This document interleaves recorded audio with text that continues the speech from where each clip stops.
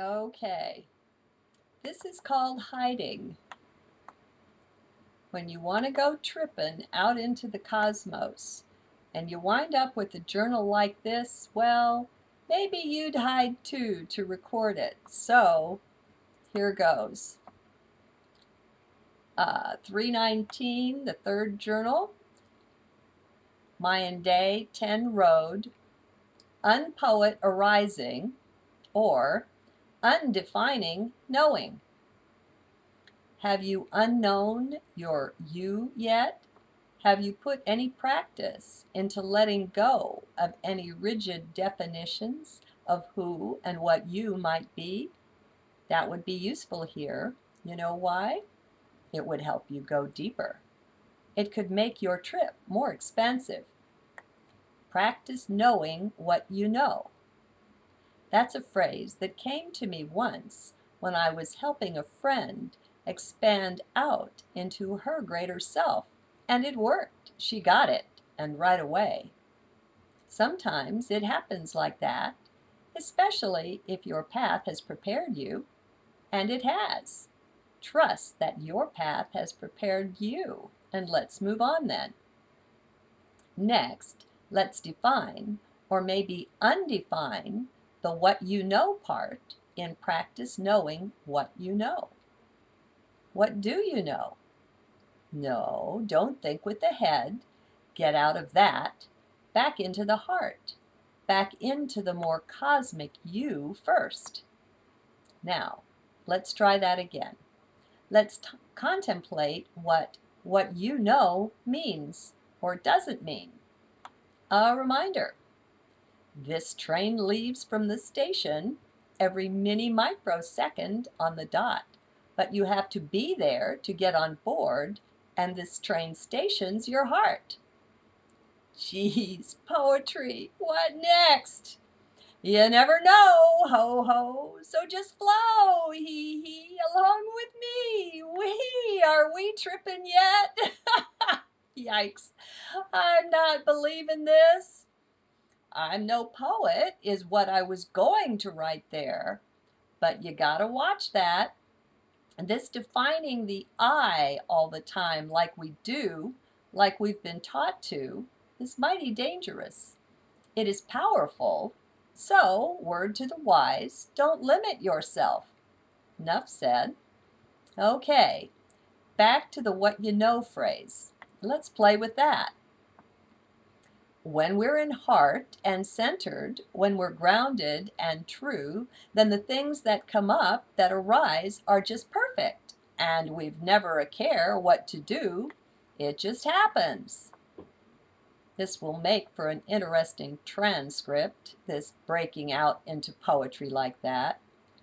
What a trip this is for yours truly, I assure you. But I'm erasing, unwinding the spirals that arise within, telling me I am know this or know that. For I know better, you see. I've been over this again and again, and so I'm alert now for traps. When we hold images and concepts that limit the self, we do ourselves no favors at all. We think little of it, we do it with ease, knowing not that we practice to fall. For there's power galore in those words I am, that's uncalculable in human cognition. We've been taught to ignore them, to gloss and glide o'er them, but they're as deep as infinity and more. As deep as infinity, as deep as I am, as deep as exists and does not. So let's agree to be circumspect, at least with our words, and heck, we'll have a lot better time of it, I'm sure. So much for not being a poet. Whew, you should see how these lines arrange themselves. What a trip. But anyway, don't limit yourself. Catch every little phrase you use where you define yourself using I am or I am not. These are key. Just trust me on this if you like or don't, but remember, you're the king of your castle. So don't get angry with me if you go tripping out there and get scared. Just be with that. Know it's a blessing. Our fears and our joys are both blessings, you see. Or do you? Think on that. Well, this is bizarre. I can't seem to get out of poetry mode. It's interesting, and also a bit distracting, at least to me. Maybe to you too. It's running right up against my self-concept. How do I know this?